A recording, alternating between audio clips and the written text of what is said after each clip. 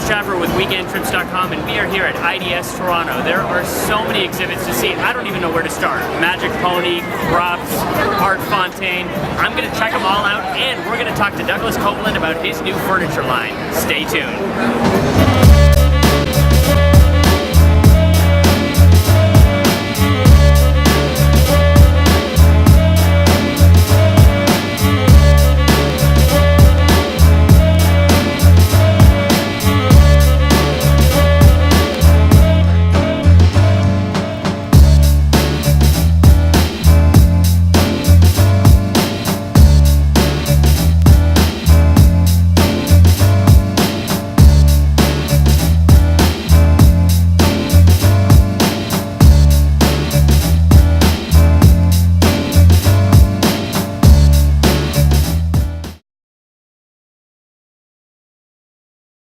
Alan, it's lovely to be doing something with you and your company, and it's nice that in British Columbia we're doing something with our wood other than putting it on a boat going to somewhere else.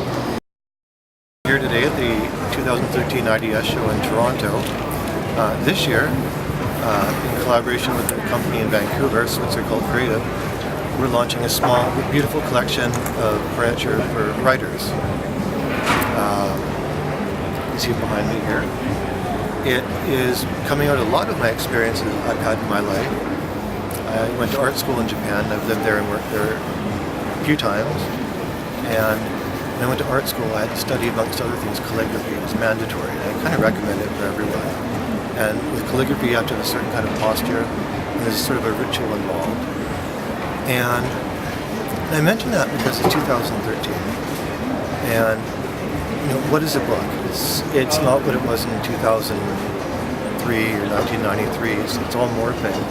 And what does it mean to be a writer in 2013? It's high tech at the same time. It's still writing.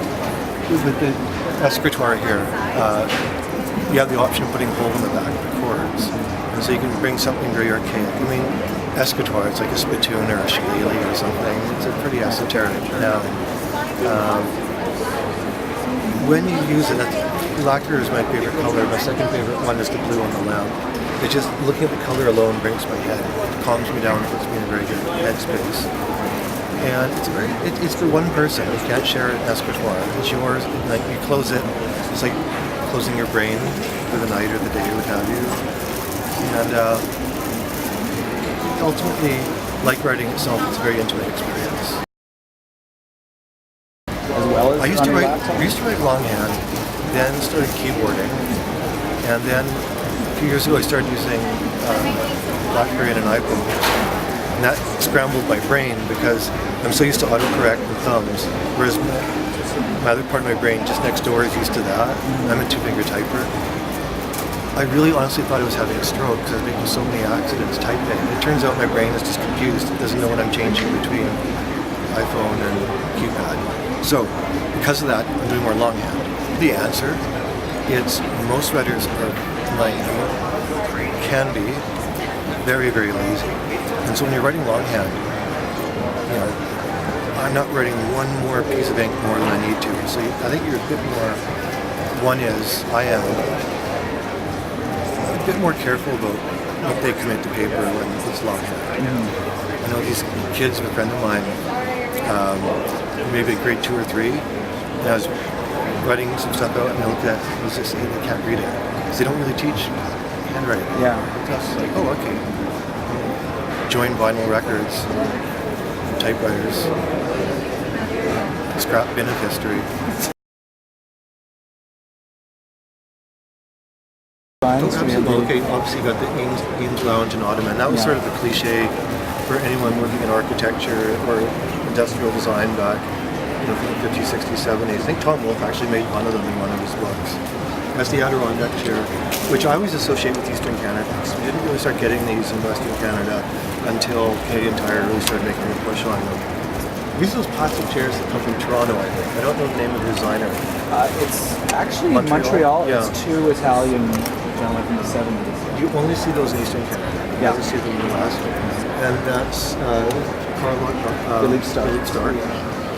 The Lazy Boy, which is being endorsed these days by Brooke Shields, which I find shocking. Really? Yeah. Like, book.